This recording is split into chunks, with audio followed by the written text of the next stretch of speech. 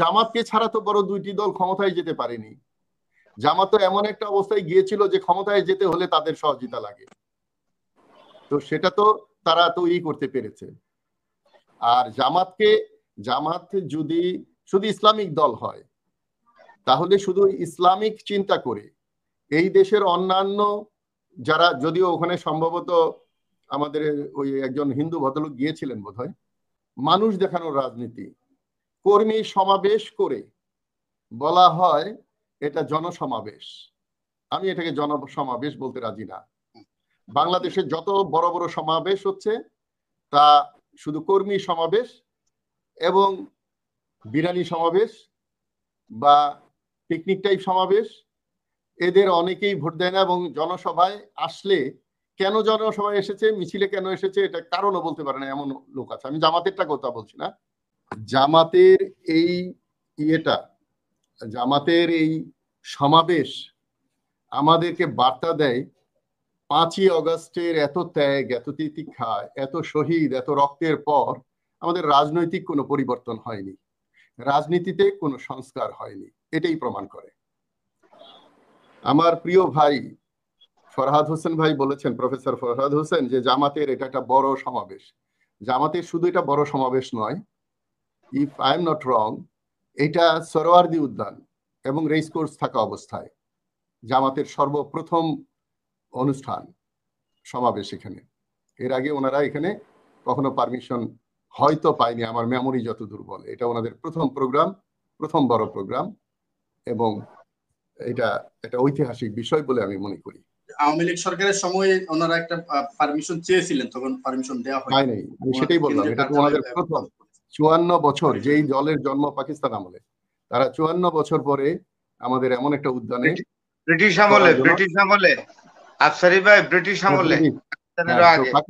আমি তো ব্রিটিশ দেখি নাই, আপনি ব্রিটিশ দেখেছেন। আমি পাকিস্তান থেকে। আচ্ছা, যাই হোক, আপনি খেয়াল করে দেখেন যে এই দলটি সবচেয়ে পুরনো একটা দল, 55 বছর পরে একটা জাতীয় উদ্যানে আপনার সমাবেশ করার সুযোগ পেয়েছে, এবং এই সুযোগ করে দিয়েছে আমাদের তরুণ ছাত্র এবং জনতা, এবং সর্বোপরি বাংলাদেশ সশস্ত্র বাহিনীর সহযোগিতায়, যে আবার আমরা স্বাধীনতা বা মুক্তি পেয়েছি তার কারণে। আজকে আওয়ামী লীগ থাকলে এই সমাবেশ হয়তো হতো না। তো এখন আমার ভাই আরো বলেছেন ইসলামী দল বলতে শুধু জামাত বুঝায় না। এগ্রিড, শুধু জামাতই ইসলামিক দল নয়, এমনকি অন্য ইসলামিক দলরা মনে করে জামাতের ইসলাম হলো মওদুদির ইসলাম, ওটা রিয়েল ইসলাম না, এটাও মনে করে। আবার এই বাংলাদেশের শুধু ইসলামিক দলগুলোর মধ্যেই মুসলমান নয় ফরহাদ ভাই, 90% উপরে যেখানে মুসলমান, সেখানে শুধু এই কয়েকটা দলের মধ্যেই কিন্তু মুসলমান না। মুসলমানের সবচেয়ে বড় অংশ হলো অন্য বিভিন্ন দল এবং জনসাধারণের মধ্যে মিশে আছে, if I am not wrong. তো সুতরাং কৌশলগত কারণে মেজর আফসারি পিআর পদ্ধতিতে বলবেন, এটা ওনার ভাইয়ের লাস্ট বক্তব্য ছিল, তবে এটা শুধু উত্তরটা দেই, সেটা হলো কৌশলগত ভাবে অবশ্যই, তবে দলীয় কৌশল নয়। মানুষ হত্যার মানুষ নিধন করা, হত্যা করার থেকে বেরিয়ে আসার জন্য এই কৌশলটা আমরা নিয়েছি, এবং মানুষ হত্যা বাংলাদেশে বন্ধ করার জন্য পিআর ছাড়া অন্য কোনো পদ্ধতি যদি থাকে চিন্তা করার সুযোগ দিচ্ছি। ফরহাদ ভাইকে আমি চ্যালেঞ্জ করেছিলাম যে একটা ইউনিয়ন কাউন্সিলের নির্বাচনে 150 মানুষ মরে, এখন আমাদের এই 5ই অগস্টের পরে কোনো আন্দোলন বিপ্লব ছাড়া দলীয় কোন্দল সহ শহীদের পরে আরো প্রায় 200 লোক মারা গেছেন। আগামী নির্বাচন কবে হবে এখনো সবাই সুনিশ্চিত না, তার মধ্যে যদি আরো 200-500 মারা যায়, আবার নির্বাচনের আগে পরে আরো 500, আমার মনে হয় শহীদের সংখ্যা ছাড়িয়ে যাবে এই হত্যার সংখ্যা। এইটার বিরোধিতা করতে গিয়ে আমাদের পিআর প্রয়োজন। এখন আসেন,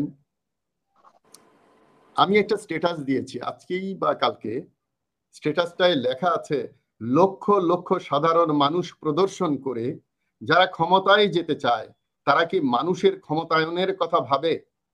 এটা মানুষকে ভাবতে হবে, অর্থাৎ যারা দলীয় না, যারা নাগরিক, তাদের ভাবতে হবে। এই যে মানুষ এনে,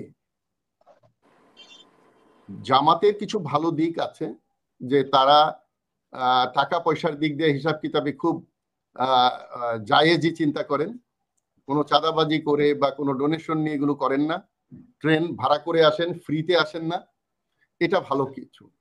কিন্তু এই জামাতের এই ইয়ের জন্যে ট্রেনে ভরে লঞ্চ ভরে যে আসলো, সেই সুদূর থেকে বাংলাদেশে একটা সাধারণ মানুষের চিকিৎসার জন্য হাইকোর্টে আসার জন্য যে বাধা তৈরি হলো শুধু এই মিটিংটার জন্য, এর দায় কে নিবে?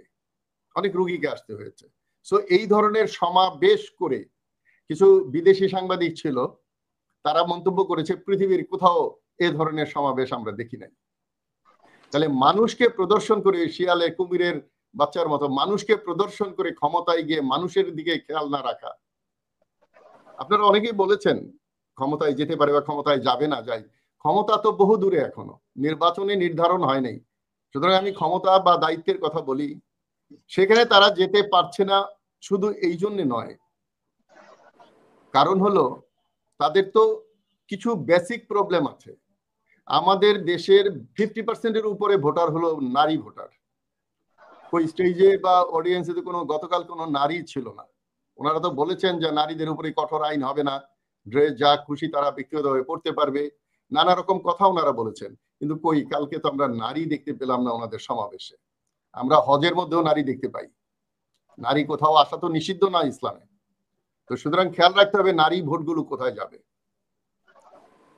আরো আসেন যে এই যে 5ই আগস্টের আন্দোলনের পরে আমরা একটা রাজনৈতিক পরিবর্তন চেয়েছিলাম, শোডাউনের রাজনীতি, মানুষ দেখানোর রাজনীতি, কর্মী সমাবেশ করে বলা হয় এটা জনসমাবেশ। আমি এটাকে জনসমাবেশ বলতে রাজি না। বাংলাদেশে যত বড় বড় সমাবেশ হচ্ছে তা শুধু কর্মী সমাবেশ এবং বিরানি সমাবেশ বা পিকনিক টাইপ সমাবেশ।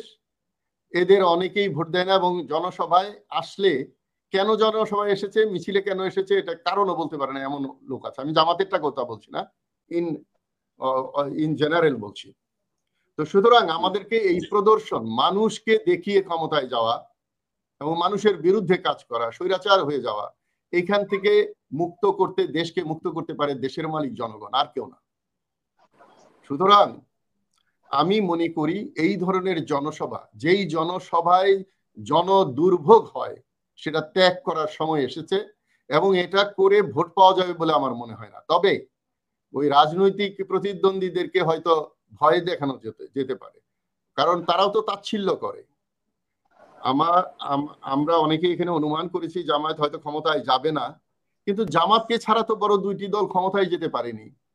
জামাত তো এমন একটা অবস্থায় গিয়েছিল যে ক্ষমতায় যেতে হলে তাদের সহযোগিতা লাগে, তো সেটা তো তারা তৈরি করতে পেরেছে।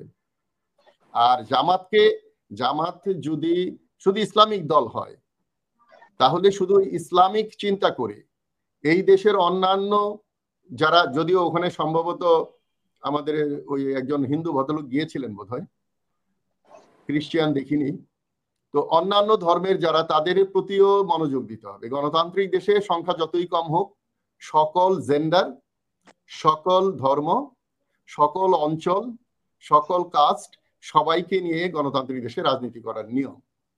তো সুতরাং এই ধরনের সমাবেশ আর বাংলাদেশে না হোক, এটা আমি ব্যক্তিগতভাবে, আমরা দলীয়ভাবে চাই। আমরা আমাদের এই বাংলাদেশ সংস্কার পার্টি, এটার জন্ম হয়েছে 2024 সালের 7 তারিখে, নির্বাচনের পরে 20 তারিখে, আর জোটের জন্ম হয়েছে 29 এপ্রিল। তো আমরা এই রাজনীতি চাই না। আমরা চাই, আমরা চাই এই ধরনের সমাবেশ করে মানুষের ইয়ে না করে, দুর্ভোগ না করে, কেন্দ্রে তাদের মিশন ভীষণ এগুলো নিয়ে আলোচনা, সেমিনার করে 300 সিটে যার যার জায়গায় গিয়ে রাজনীতি করা, ওখানে গিয়ে পপুলারিটি যাচাই করা। ঠিক আছে? তো সেইভাবে যদি রাজনীতিটা আসতে পারতো, তাহলে শহীদের রক্ত, শহীদের আত্মা অনেক কি করতো। কালকে যে সমাবেশে যে খরচটা হয়েছে, কে দিয়েছে সেটা বড় কথা না, আমি বলছি না, সৎ টাকা, চাঁদা হোক আর যেভাবে আসছে, কোটি কোটি টাকা খরচ, এই টাকা কিন্তু আমরা শহীদ পরিবার এবং আহতদের দিয়ে দিতে পারতাম। এই একটা মানে সমানে সমানে দেখানোর না দেখানোর জন্যে। কারণ অন্য একটা দল তাদেরকে তাচ্ছিল্য করেছে, যেটা যমজ ভাইয়ের মতো আমরা নাম শুনতাম, জামাত বিএনপি, বিএনপি জামাত, বিএনপি জামাত শুনতে শুনতে মনে হতো যে যমজ ভাই। আর যখনই আওয়ামী লীগ বাঘ এখান থেকে চলে গেল, তখন তারা দুইজন ভাগ হয়ে গেল। বাঘ চলে যাওয়ার পরে ওনারা ভাগ হয়ে গেছেন। তো সুতরাং এই যে রাজনীতি, সেই রাজনীতি থেকে বের হয়ে জাতীয় স্বার্থে একত্রিত হতে হবে। কালকে একটা জামাতের কর্মী সমাবেশ হয়েছে বলে আমি মনে করি। আমি শেষ কথাটা এইভাবে বলছি, আমি নিজের চোখে দেখেছি যে একটা জনসভা যদি ডাকা হতো আমাদের স্বাধীনতার আগে ইস্ট পাকিস্তানে, তখন কর্মী ছাড়াও অফিস থেকে আগাম ছুটি নিয়ে মানুষ চলে যেত রেস কোর্সে বা চলে যেত পল্টনে, যে মিটিং শুনতে যাব স্যার। জনগণ চলে আসতো নিজের খরচে নিজের ভাবে। সেইটাকে আমরা অপরাজনীতির মাধ্যমে ধ্বংস করেছি এবং আমাদের আবার জনগণের কাছে ফিরে আসতে হবে স্বতঃস্ফূর্ত অংশগ্রহণ ছাড়া। ওটাকে ভোটে গোনারটা খুব কঠিন। ধন্যবাদ।